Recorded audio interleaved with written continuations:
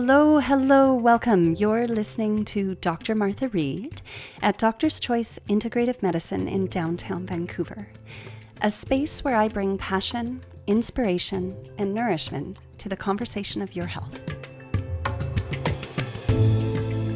As I was leaving the clinic for lunch yesterday, I stepped out onto our porch.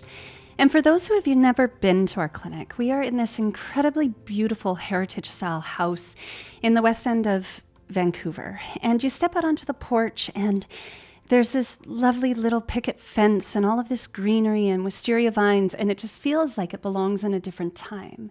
Step forward a few feet and you're in the bustle of downtown West End, Vancouver in Davie Village. So as I stepped out onto the porch, this lovely gentleman walked in through the gate with a compelling look in his eye that he had a question that needed an answer. And he said to me, hi, are you Dr. Martha Reid? And I said, yeah, I am. How can I help? And he said, well, I was just up the street over at Garden Health, the local health food store. I said, oh yeah, I said, they're awesome. They've been there for forever. And he said, well, I was in there looking for some medicines for my gut because I'm struggling with digestive issues, and they were virtually sold out. And so their owner, Deanna, suggested that I come and speak to you. He said, I've got what I've been told is irritable bowel syndrome, and I'm in a lot of pain a lot of the time, and I'm gassy and I'm bloated, and my poops are all over the place, and I don't really know what to do about it. I saw my doctor, and they sent me to a gastroenterologist who thinks it might actually be IBD. And so for those of you who don't know, IBS is irritable bowel syndrome. IBD is a few steps down the road from that, and it's irritable bowel disease, and branches into two forms over either Crohn's or colitis. So back to the story. And the gentleman said, well, I saw the gastroenterologist who thinks it might be IBD, but I don't really know what that means, and I don't know what to do about it. And I'm really wondering why this is happening, and it seems so many people are dealing with similar things, and do you know what's going on? I looked at him and I said, well, without doing a full workup on you, I don't know exactly what's going on with you, but I can certainly speak to what IBS and IBD are and how they generally happen. So in a nutshell, when we're thinking about gut health, it's not just about your gut, I said to this gentleman. I said, your gut is largely controlled by your nervous system. So the fact that you tell me you have irritable bowel syndrome and then potentially irritable bowel disease tells me there's something quite significant happening in your nervous system, and that may have been going on for quite some time. And he looked at me, and so I continued, and I said, well, because in a nutshell, the body at its very bottom rung, its very basic level, there are two functions that are happening simultaneously. Your digestive system to deliver the nutrients to the internal aspects of the body for the body to be well and to maintain itself and to correct imbalances. And then the other side, which is the nervous system that largely controls the gut function. So if our nervous system is out of balance, in other words, we have stress running in the background, that stress negatively impacts the function of our gut.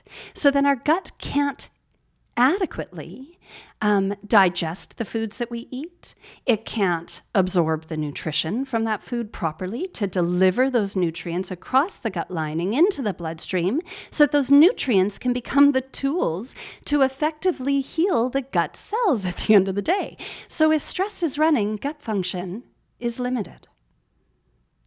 And in a nutshell, when we think about the gut and we think about the health of the gut, what is involved in digestion so that we can absorb the nutrition? Well, first off, we put food into our mouth and we assume often that it's in our body. It's not. It's just in the first tunnel going through the mountain of your body. So you put food in your mouth, and when your gut is functioning optimally, the saliva that you make starts to break down the carbohydrates in your food, and your teeth chomp and break apart that food, and then you swallow it down the waterfall of your esophagus, which is this tube connecting your mouth down to your stomach, and it goes splash into the pool of stomach acid in your stomach. Well, we only have stomach acid if we're in a restful and digestible state in our nervous system. So bringing it back to that other function of gut health, which is the nervous system. Our nervous system has two speeds: sympathetic dominant state, which is fight or flight, stress response, and parasympathetic, which is rest and digest. We are evolved to be in parasympathetic state. We are meant to be there 99.99999% of the time. But we don't live there. We tend in our world to live in sympathetic dominant state, fight or flight. And literally speaking, fight means fight for your life, or flight and run like hell for your life. So when you go into fight mode, sympathetic dominant state, anything that is non-essential to your survival in that moment within the body does not function optimally. So if we think about that, when you go into fight mode, it is all hands on deck to save your life in this moment. So your musculoskeletal system will work, your muscles moving the bones, your heart will pump the blood to the lungs to get the oxygen to provide the fuel to those muscles to move the bones. Your brain will work to react and get you out of the situation. But digestive health, no, not a priority. Detoxifying the body, not a priority. Balancing the microbiome, the collection of microorganisms that live within that gut to keep that gut functioning healthy and well, not a priority when you're fighting for your life.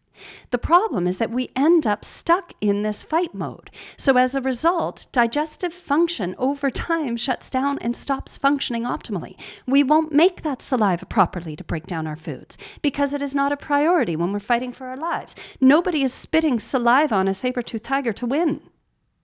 And unfortunately, in the nervous system, the body does not know the difference between a true threat for survival, saber-toothed tiger, warring tribe, starvation, poison, and a perceived threat, negative thought, negative emotion.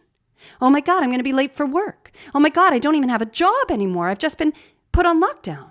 Oh my goodness gracious, I don't think my husband loves me. What if he's having an affair? Any negative thought, any negative emotion has a negative impact on the gut function, the production of digestive enzymes, saliva, stomach acid, pancreatic digestive enzymes, liver, gallbladder, bile. Stress has a negative impact on the health and vitality of the microorganisms within the gut, whose job it is to maintain the health of that mucous membrane of the gut, which protects your digestive cells and enables the proper digestion and absorption of nutrients across the gut barrier. So the minute stress fires, digestive function is limited. But we continue to eat in those moments. We continue to put food into our mouth and swallow it down the dry waterfall of our esophagus at this point and into the stomach. But we don't properly digest that food or kill the microorganisms that would be deleterious or detrimental to our health because we don't have the stomach acid. The food then leaves the stomach and enters the small channel going into the start of the small intestine, not properly broken down, not properly digested. So the food is not in a form capable of absorption at this point. And all of that has to do with the fact that we were in a stressed out state, conscious or not, because a lot of the triggers for our stress are unconscious to us.